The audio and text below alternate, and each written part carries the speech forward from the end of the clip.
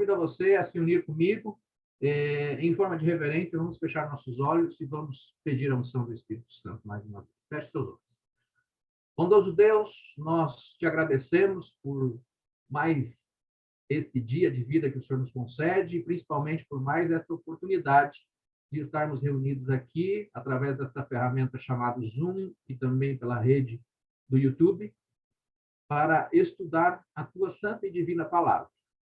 Para isso, Pai querido, pedimos a unção do teu Santo Espírito, a direção e a companhia, Pai querido, do teu poder através do teu Santo Espírito.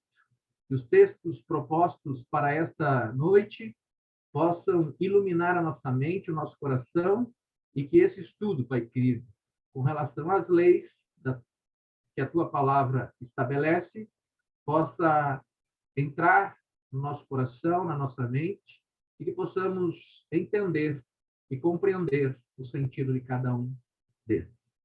Por Jesus, te agradecemos por tudo e pedimos esses favores. Amém. Muito bem. No último estudo que nós tivemos aqui na terça-feira passada, nós falamos sobre juízo, né? Vocês devem estar lembrados disso. Bom, um dos fatores para que haja juízo, nós vimos que precisa haver lei, né? Lei. E a Bíblia, e a palavra de Deus, ela tem não uma, mas diversas leis. Diversas leis. E as leis, em resumo geral, servem para quê? Em resumo geral, elas determinam as nossas obrigações e também guardam os nossos direitos, né? Obrigações e deveres, né? E também os nossos direitos. E para que existem as leis, de forma geral? Elas servem para que haja, vamos dizer assim, regras e normas para uma boa convivência social, né? Em geral, é isso. Eu tenho aqui, ó, em minhas mãos, a Constituição Federal. Essa é a Constituição Federal, é um livro que é bem grosso, né? Tem muitas páginas aqui. Aqui, no caso desse exemplar aqui, são 405. Deixa eu ver aqui, para ser bem preciso. 462 páginas. Essa é a Constituição Federal do nosso país. Agora, fora a Constituição Federal, nós temos o Código Civil, né? E nós temos aí outras derivações da Constituição Federal. Fora isso, ainda nós temos essas são só as leis do nosso país e do estado, de repente, que vivemos, né? Mas tem outros países e tem inúmeras, mas inúmeras, incontáveis, talvez, leis aí ao redor do planeta. E todas elas normalmente servem justamente para criar parâmetros, né? Para criar parâmetros. E determinar uma condição de sobrevivência entre os seres humanos, né? A palavra de Deus, ela não é diferente. Nós vamos ver hoje, em alguns textos aqui, que a Bíblia nos apresenta diversas leis, né? E esse assunto de lei é importante porque quantos de vocês aqui já ouviram a citação de que Jesus cravou a lei na cruz? Alguém já ouviu falar a respeito dessa citação, que Jesus cravou uma lei na cruz? Quem já ouviu, levanta a mão aí para mim ver aí se alguém já ouviu falar sobre isso. Bom, a Janete levantou, a Drica agora abriu a imagem, levantou também, alguns estão sem imagem, mas provavelmente já ouviram também. E aí a pergunta é, será que isso é verdade, biblicamente falando? Não é? Uns dizem que sim, outros dizem que não, né? E os textos de hoje, o estudo de hoje, a proposta é nós entendermos se isso aconteceu, né? E eu já digo que sim, as pessoas estão certas, né? Jesus cravou uma lei na cruz. Agora, a gente precisa ver biblicamente qual lei exatamente foi, porque a Bíblia nos apresenta diversas leis, tá? E as leis de Deus são sempre para quê? A gente vai ver que é sempre visando o quê? O bem-estar de seus filhos, ok? Hoje eu quero, separemos aqui alguns textos que vão determinar 4 grandes grupos de leis. Nós temos diversas leis aqui na Bíblia, mas 4 grandes grupos principais a gente pode destacar e deve destacar nesse estudo, tá bom? A primeira delas se chama, vou terminar aqui, como leis civis. Leis que protegem e regem, aqui no caso da nossa leitura, especificamente a nação de Israel. Tá bom? Então, vamos ver alguns exemplos das leis civis e vamos entender isso. Pode abrir a sua palavra no livro de Êxodo, e aí nós vamos ver aqui algumas dessas leis. Livro de Êxodo, capítulo 21.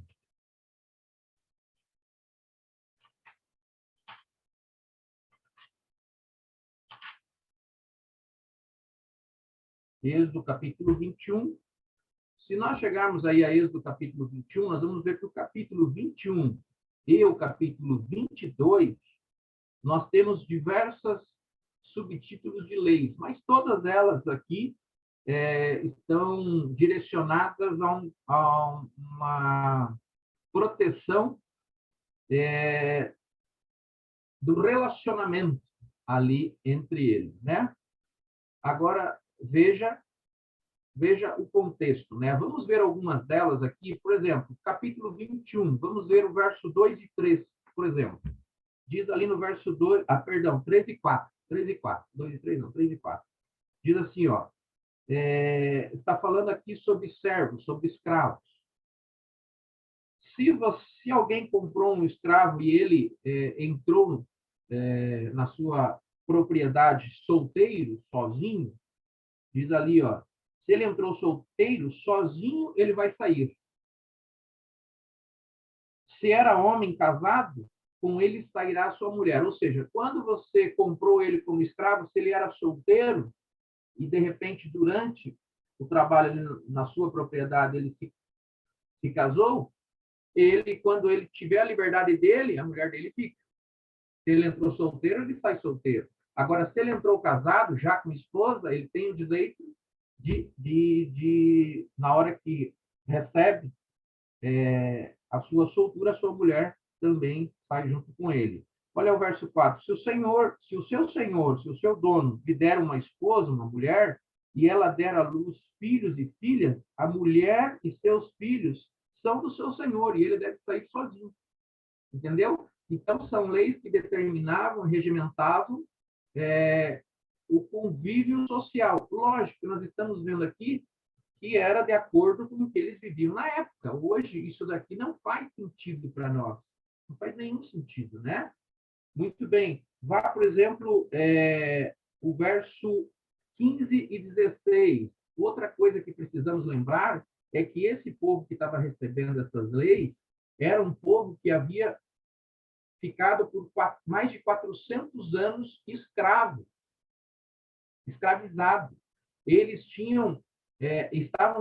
foram tratados como animais, vamos dizer assim, e eles agiam já como animais. Eles eram um povo assim de dura serviço, que não adiantava, tinha que falar na linguagem deles para eles entenderem. Então, nós vamos ver aqui, em certas leis, coisas muito duras, como, por exemplo, coisas que, aos nossos olhos, hoje, em nossos dias, vão parecer, assim, bem duras. Por exemplo, o próximo verso aqui, o verso 15 e o verso 16.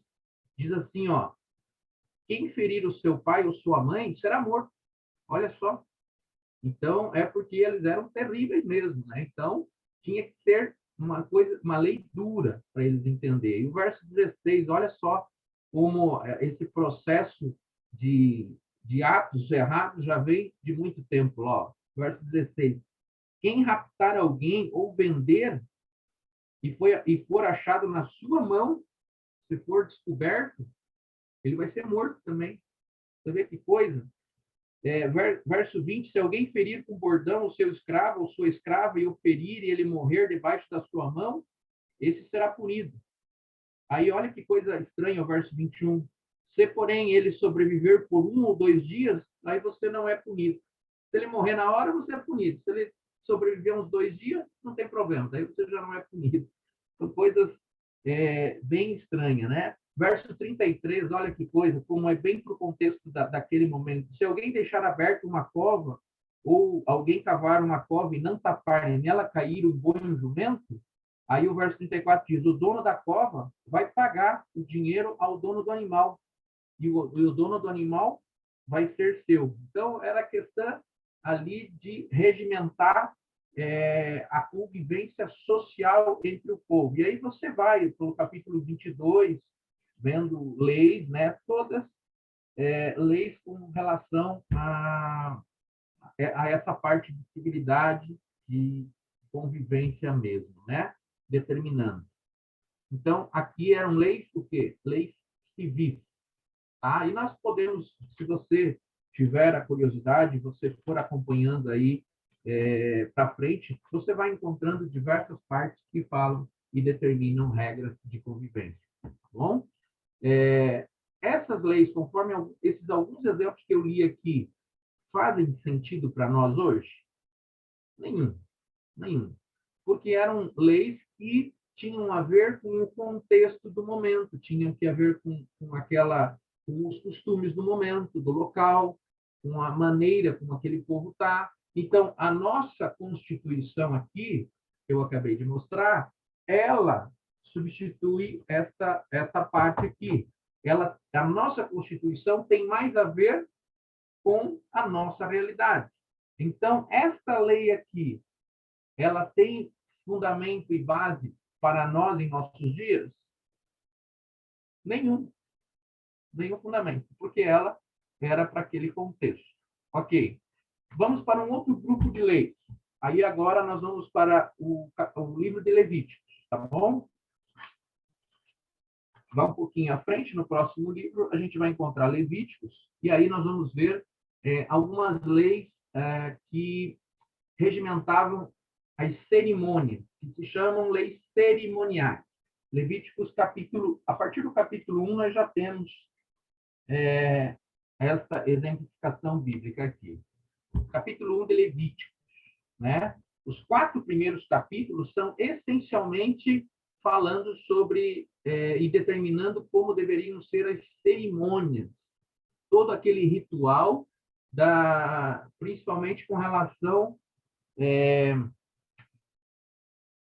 ao santuário.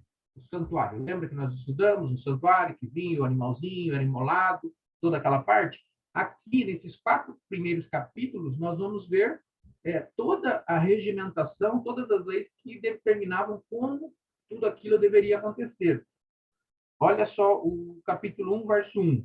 Chamou o Senhor a Moisés da tenda da congregação, lá no santuário, e aí ele disse, fala aos filhos de Israel e diz-lhes. Daí começa as instruções. Quando alguém de vós trouxer oferta ao Senhor, trazeis a vossa oferta do ganho do gado miúdo. Verso 3. Se a sua oferta for de holocausto de gado, trará macho sem defeito.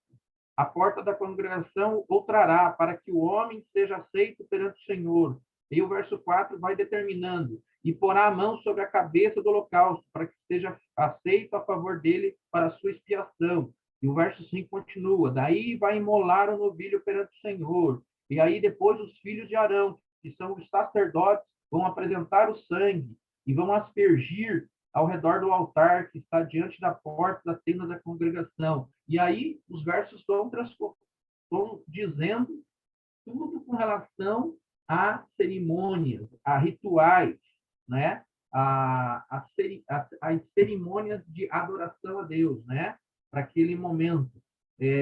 No capítulo 2, já no começo ali, fala sobre a oferta de manjares, a oferta de cereais, como deveria ser, como preparar, na quantidade que deveria ser levada.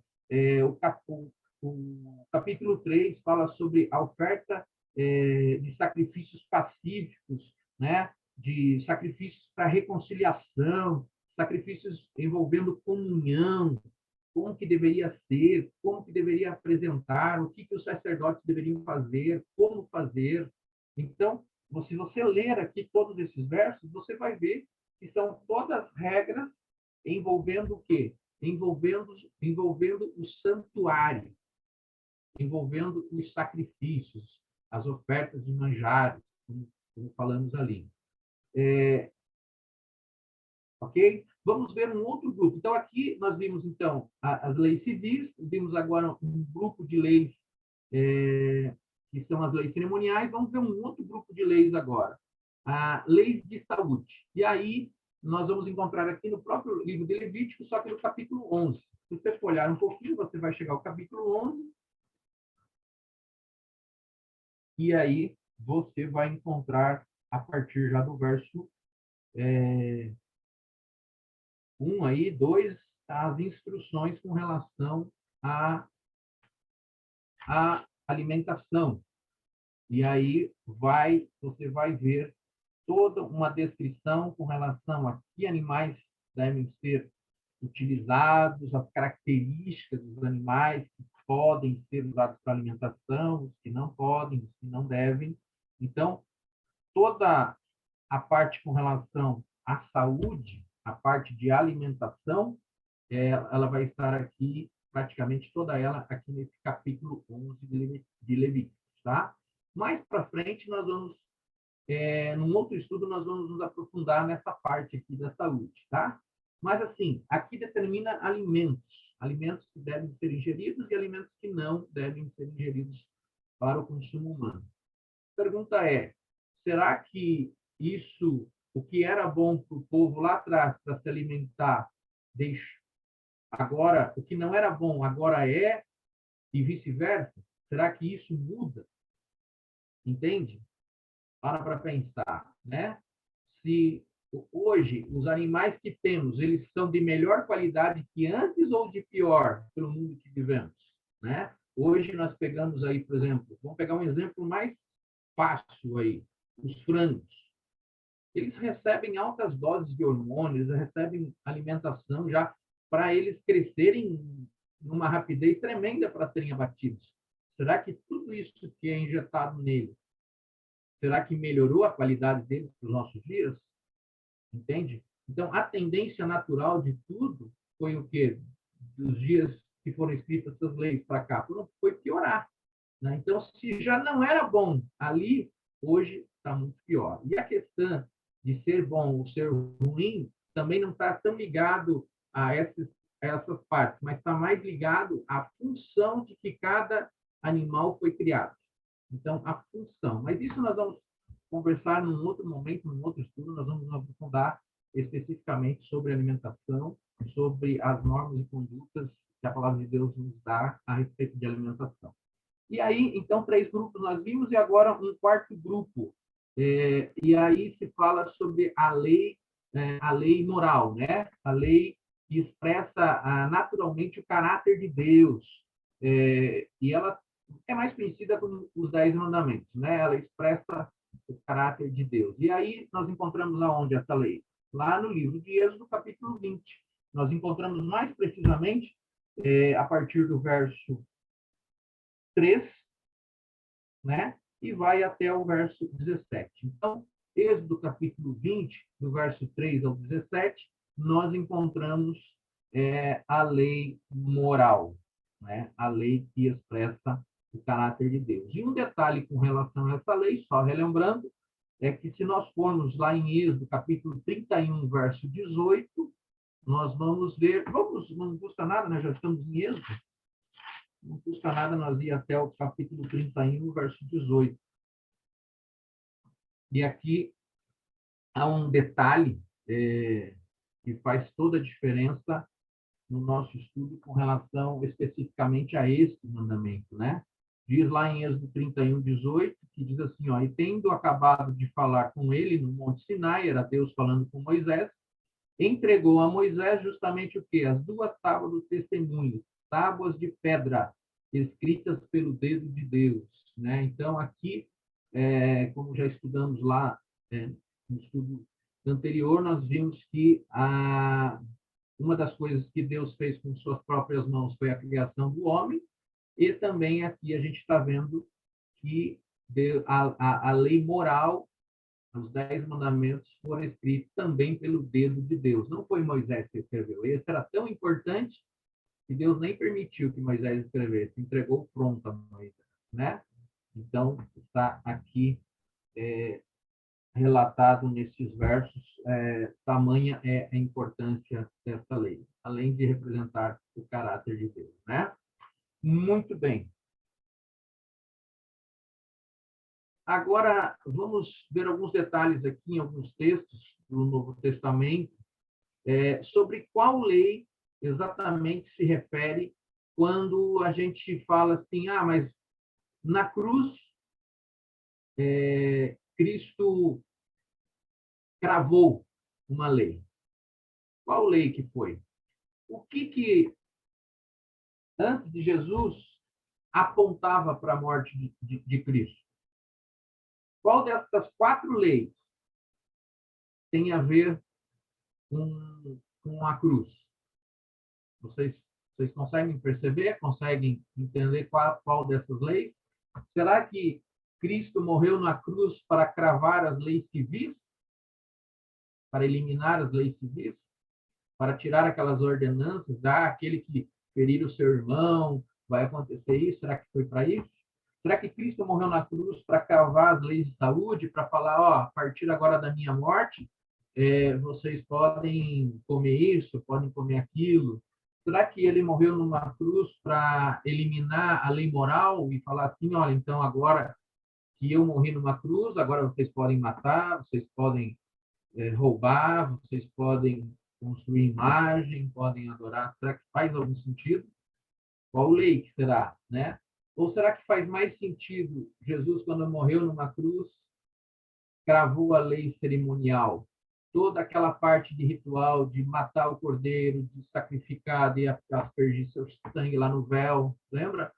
Todo aquele ritual, será que faz mais sentido? Mas vamos ver o que a palavra de Deus nos fala a respeito disso, né? O primeiro texto que eu quero propor é o texto de Efésios, capítulo 2, verso 15. Efésios 2, 15, tá? Lá no Novo Testamento. Oxe, abri aqui exatamente na página. Efésios 2, 15.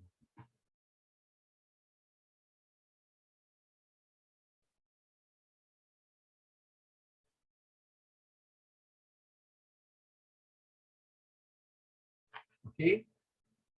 Se você achou, aqui na minha tradução, você pode acompanhar, na minha tradução diz assim: aboliu na sua carne, Jesus na sua carne aboliu a lei dos mandamentos na forma de ordenanças, para que dos dois criasse em si mesmo um novo homem, fazendo agora e dando agora a paz. Ou esse texto nos diz que realmente Cristo, na cruz, cravou o mandamento. Realmente algo na cruz foi determinado o seu fim, tá? Mas vamos ver mais textos. Vamos lá, vamos agora, me acompanhem até Colossenses. Só ir algumas páginas para frente aí, sentido Apocalipse, você vai achar Colossenses capítulo 2. Capítulo 2, verso 14. Ok? Diz assim, Colossenses 2,14. Tendo cancelado o escrito de dívida que era contra nós e que constava de ordenanças, o qual nos era prejudicial, removeu inteiramente, encravando na cruz. Escrito de dívida. Qual das leis que nós lemos determinava uma dívida? Ou seja, determinava que se você pecasse, você precisava fazer isso, isso e isso. Era uma dívida de pecado. Era justamente a lei cerimonial, né? Se eu pecasse, eu tinha que pagar através do sacrifício de um cordeiro meu, né? Mas vamos a um texto que eu acho que dá para selar mais esse assunto. Evangelho de Mateus, capítulo 27.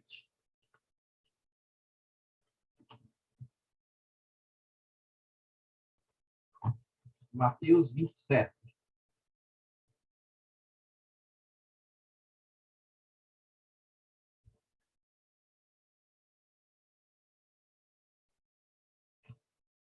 no livro de Mateus, capítulo 27, se nós formos aí ao verso 45, a partir do verso 45, fala especificamente sobre o momento da morte. Jesus já está crucificado, o momento em que ele vai expirar, onde ele vai morrer naquela cruz, na sua forma cárnea, né? Na sua forma humana. E a partir do verso 45, vai dando um relato sobre isso. E se nós chegarmos agora ao verso 50, nós vamos ver o momento final, onde diz assim: e Jesus, agora clamando outra vez com grande voz, entregou o seu espírito. Lembra? Espírito, ele entregou o fôlego de vida dele, voltou para Deus. Ele entrega o espírito, devolve o espírito para Deus. E aí o verso 51 é o verso chave para esse nosso momento. E aí, naquele momento, o que está relatado ali que aconteceu? Eis que o véu do santuário se rasgou em duas partes, de alto a baixo, tremeu a terra e fenderam-se as rochas. Então, quando Jesus expirou, naquele exato momento, a Bíblia está nos dizendo, aqui no Evangelho de Mateus, que o véu, aonde estava esse véu? Do que ele fazia parte? De todo o ritual do santuário. Então, o véu se rasgou. Nós já estudamos sobre isso, né? Mas, mais uma vez, agora para essa parte agora das leis. Então, o véu se rasga.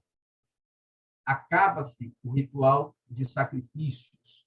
Toda a lei cerimonial, naquele momento, foi cravada exatamente na cruz. Então, sim, é verdade que Jesus cravou uma lei na cruz. A grande confusão que, às vezes, algumas pessoas fazem é qual lei foi. E aí a gente sabe que, biblicamente, a lei que foi cravada na cruz e que faz todo um sentido é a lei cerimonial, né? Por isso que hoje, eu e você, não temos que imolar um cordeiro, levar um cordeiro até a porta da igreja, para que o pastor ou alguma liderança lá imolasse e fizesse o sacrifício, né? Então, eu acho que até aqui nós estamos claros com relação a isso. Mas vamos propor mais um texto, já que estamos no livro de Mateus. Eu quero que você volte até o capítulo 5,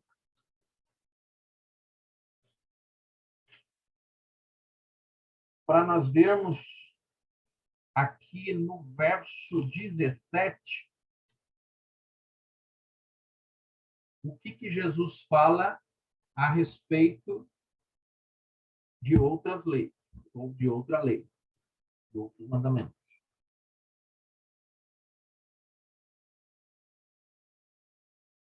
Ok? Mateus capítulo 5, verso 17.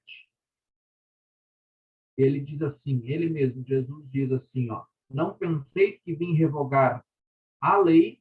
Note que aí na sua Bíblia, esta palavra lei está em letra maiúscula. Maiúscula. Não vim revogar a lei e nem os profetas. Não vim para revogar, mas eu vim para cumprir. Eu vim para observar. Eu vim para fazer exatamente o que ela diz. Ok? Então, Jesus mesmo fala e nos diz aqui que ele, com a sua vinda, ele não vem para revogar uma lei. Qual lei? Que ele não veio revogar. O que muitos achavam é que ele viria para revogar, será, a lei moral? E ele diz que não. Não vim, mas vim exatamente para cumpri-la, né? Para respeitá-la. E nós vamos ver em textos aí para frente qual é a importância do cumprimento exatamente da lei moral, né? Vamos agora até o Evangelho de João, capítulo 15, para nós continuarmos nessa linha de ver como Jesus se comportou com relação à lei moral. Evangelho de João, capítulo 15.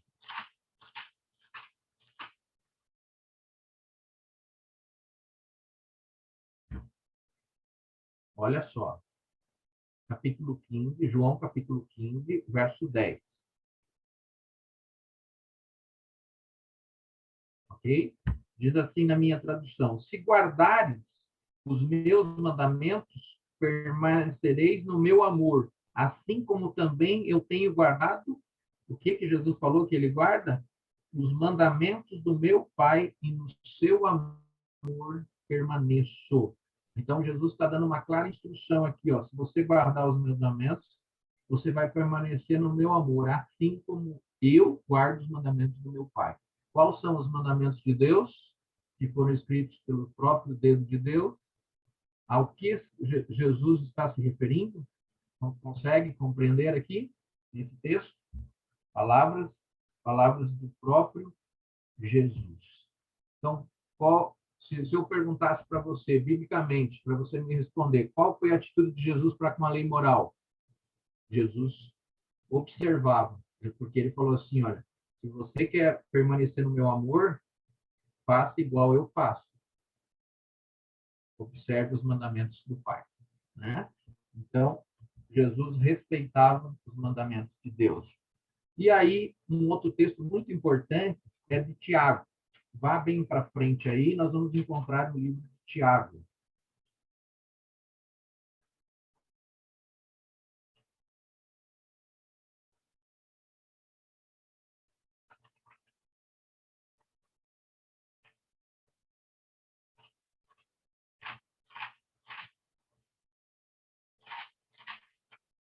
Tiago, capítulo 2.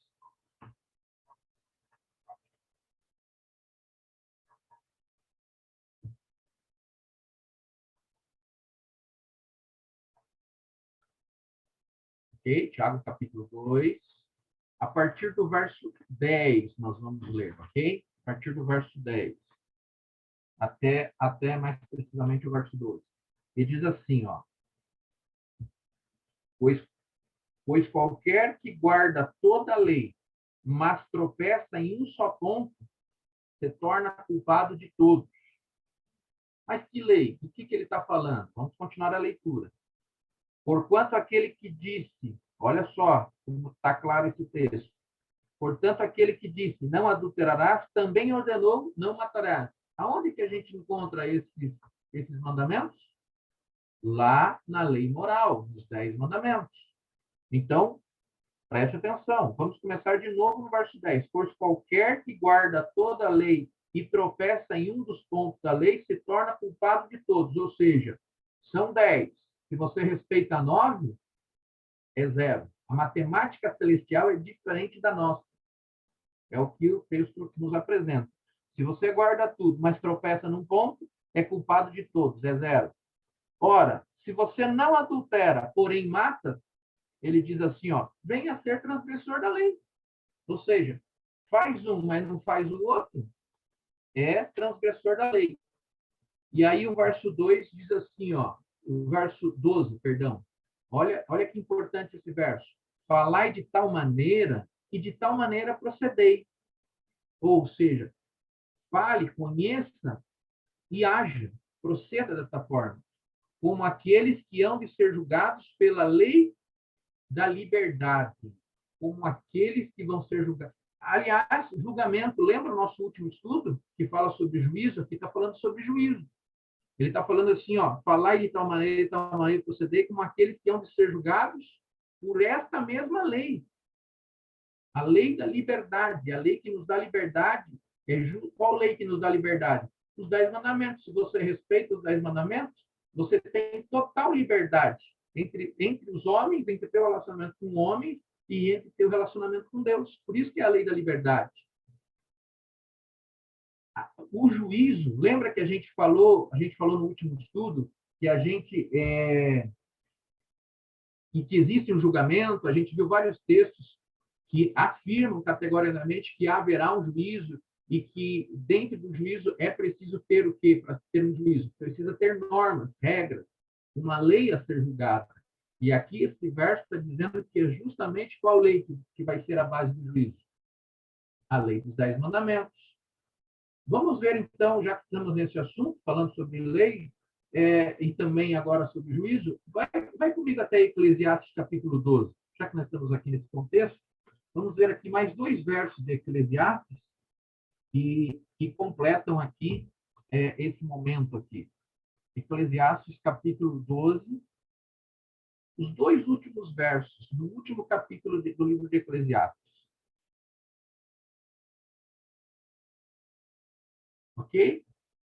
Eclesiastes é depois de Salmos, Provérbios e Eclesiastes. Salmos, daí vem Provérbios e daí vem Eclesiastes, capítulo 12.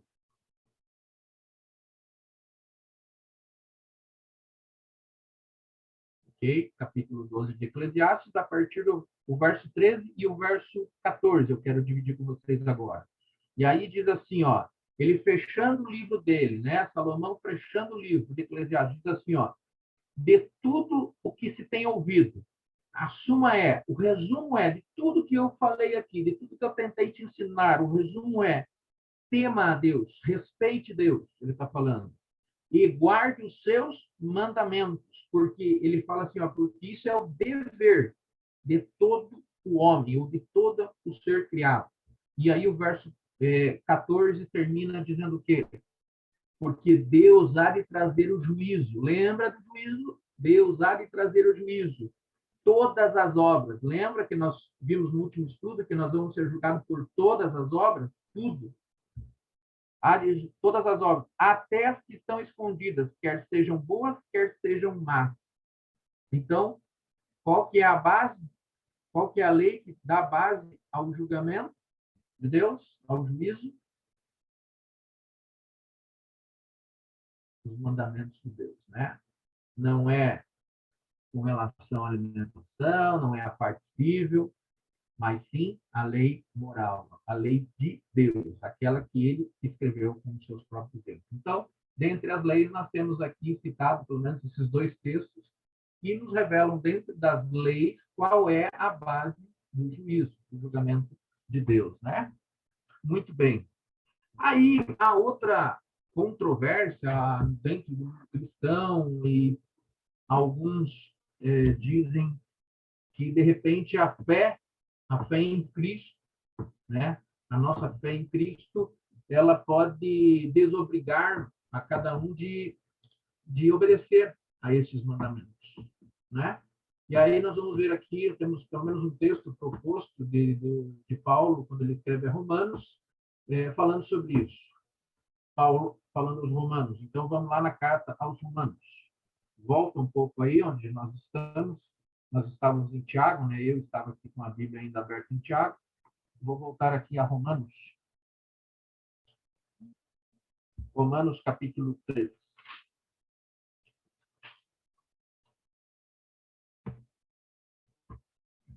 Será que a fé anula a observância da lei?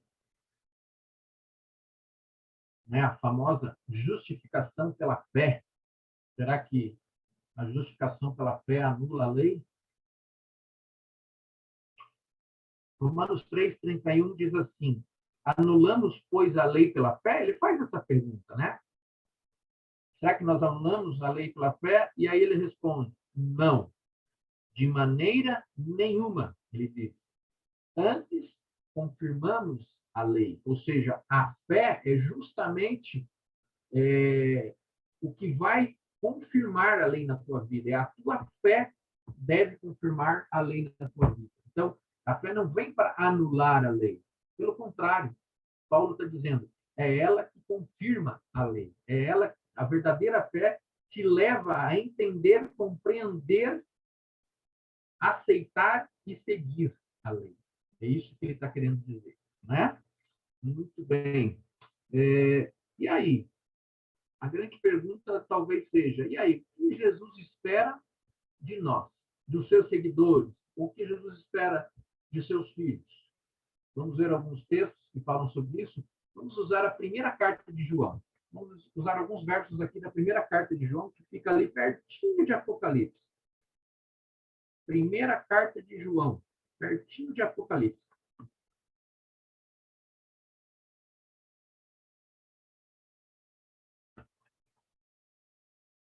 O que Jesus espera de seus seguidores.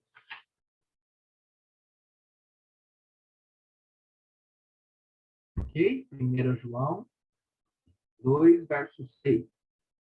Diz assim: aquele que diz que permanece nele, nele quem? Em Jesus, esse deve andar assim como ele andou. Então, aquele que diz que teme, que conhece, que aceita Jesus, precisa andar como Jesus andou, né? Jesus, a gente viu que Jesus, em toda a sua trajetória aqui como em carne, ele obedeceu aos mandamentos do Pai. Ele mesmo disse: tenho observado os mandamentos do Pai. Vamos ao capítulo 5.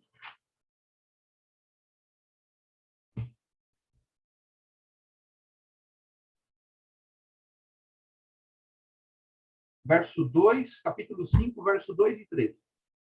Diz assim, aqui ainda 1 João, capítulo 5, verso 2 e 3. Nisto conhecemos que amamos os filhos de Deus, quando amamos a Deus e praticamos os seus mandamentos. E aí o verso 3 continua. Porque este é o amor de Deus, que guardemos os seus mandamentos. Ora, os seus mandamentos não são penosos. Ok? Então, está falando assim, olha, reconhecemos ou conhecemos que amamos os filhos de Deus, nós só verdadeiramente demonstramos que amamos ao próximo, aos filhos de Deus, ao nosso próximo, quando amamos primeiramente a Deus e praticamos os seus mandamentos. Quando nós amamos a Deus e praticamos os seus mandamentos, verdadeiramente somos transformados ao ponto de verdadeiramente amar o nosso semelhante, o nosso próximo. E aí o verso 3 complementou, porque esse é o amor de Deus, que guardemos justamente os seus mandamentos. Mais um texto, vai aí a 2 João, já que nós estamos em primeira, segundo livro de João, acho que talvez virá uma folha, no verso 6. Porque aqui está falando, né? Este é o amor de Deus. Verso 3 que nós lemos ali. Agora vamos em 2 João, verso 6, porque a segunda epístola só tem um capítulo, só tem alguns versos. E o verso 6 diz assim, ó. E o amor é esse. E agora ele demonstra o que é o amor? Que andemos segundo os seus mandamentos. Olha só que coisa, né? Este mandamento, como viste desde o princípio, é que andei neste amor. Ok? E aí, quando a gente fala aqui que nós estamos falando qual é o que Jesus espera de seus seguidores, o que Jesus determina para a salvação dos seus seguidores, aí nós caímos novamente lá em Mateus capítulo 19. Não podemos deixar de citar esse texto, em Mateus capítulo 19. Vamos ver aqui. Mateus capítulo 19. E é novamente aquela indagação, né, daquele jovem rico, né, que se aproxima de Jesus e ele faz uma pergunta, e talvez essa pergunta talvez também seja a nossa pergunta, né? E aí, lá em 19, Mateus capítulo 19, a partir do verso 16, diz assim, e eis que alguém aproximando-se de Jesus lhe perguntou, mestre, que farei eu de bom para alcançar a vida eterna? A grande pergunta, essa é a pergunta que todos temos. O que nós devemos fazer para alcançar a vida eterna? E aí Jesus responde ele, e responde a nós também. Por que me pergunta acerca do que é bom? Bom só existe um. Se queres, porém, entrar na vida eterna, guarda os mandamentos. Está aqui, ó. Verso 18. E ele perguntou, e aí, mas quais mandamentos? Talvez a dúvida ainda paire, né? Quais mandamentos? E aí Jesus responde, quais os mandamentos que eu deveria guardar? E aí está ali, ó. Não matarás, não adulterarás, não furtarás, não dirás falso testemunho. Ok? Então, mais uma vez eu citando esse texto para deixar o quê? Bem claro de que mandamentos Jesus está sempre falando, né? Defendendo. E ele está falando que se você quer ter a vida eterna, se você quer alcançar a salvação, falou para aquele jovem rico, Ele não vai falar diferente para mim e para você, né? Que a salvação do jovem rico é necessário fazer as mesmas coisas que nós também precisamos fazer, ok? Então, fechando o estudo de hoje, eu queria ler um texto de Salmos com vocês que nos mostra alguns benefícios que a lei de Deus traz para os seus seguidores. Podemos fechar com alguns versos de Salmos? Ok, então vamos no Salmo 19.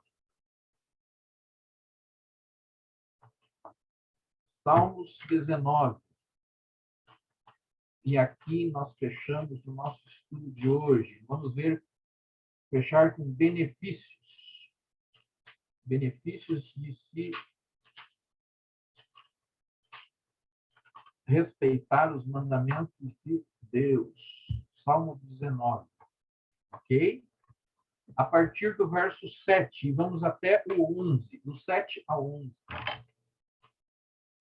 Diz assim, a Bíblia que estou usando. A lei do Senhor, ela é perfeita e restaura a alma. Olha, um dos benefícios, restaura a alma. E continua, o testemunho do Senhor é fiel e dá o quê? Sabedoria. Se você precisa de restauração de alma, obedeça os mandamentos de Deus e dá sabedoria. Verso 8. Os preceitos do Senhor são retos e alegram o coração. Olha só, alegra o coração. O mandamento do Senhor é puro. Além de ser puro, olha o que ele faz. Ele ilumina os nossos olhos. O temor do Senhor é límpido e permanece para sempre. Os juízos do Senhor, esses são verdadeiros, mesmo porque os juízos de Deus estão baseados justamente nos seus mandamentos. São verdadeiros e todos igualmente são justos. Verso 10. Os mandamentos são mais desejáveis do que o ouro, mais do que muito ouro depurado. E eles são doces, são mais doces que o mel e o destilar dos favos. Verso 11. Além disso, por ele se admoesta o teu servo, em nos guardar, fecha o verso 11, a grande recompensa. Olha só como termina esse verso 11. A grande recompensa para aqueles que guardam os mandamentos de Deus. Qual que é a recompensa? A recompensa é ser achado né, diante do julgamento de Deus, porque o julgamento, o juízo, a base do juízo vai ser justamente os mandamentos de Deus. E aqui diz o verso que a grande recompensa, né? E a recompensa não é só no porvir, tá? Em nossos dias também há a recompensa de seguir os mandamentos de Deus, né? Quando a gente segue os mandamentos de Deus, nós somos abençoados desde já, né? Não é só na eternidade, mas desde já há recompensa para aqueles que seguem os mandamentos de Deus. Que Deus continue nos iluminando, nos mostrando através da sua palavra quais são a sua vontade para nós, os seus filhos, seres criados. Que Deus abençoe a todos nós. Mais uma vez, né?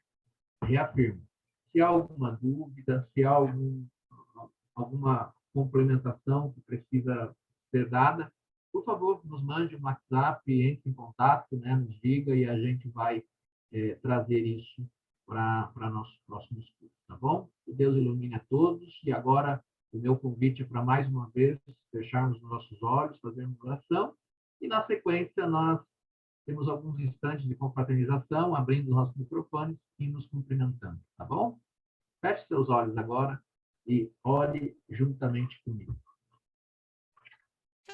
Querido Deus, te agradeço mais uma vez por esses momentos que tivemos aqui, pela tua palavra, e por podermos, Pai querido, ver através desses textos toda a importância com relação às leis que o Senhor deixou gravada na tua palavra.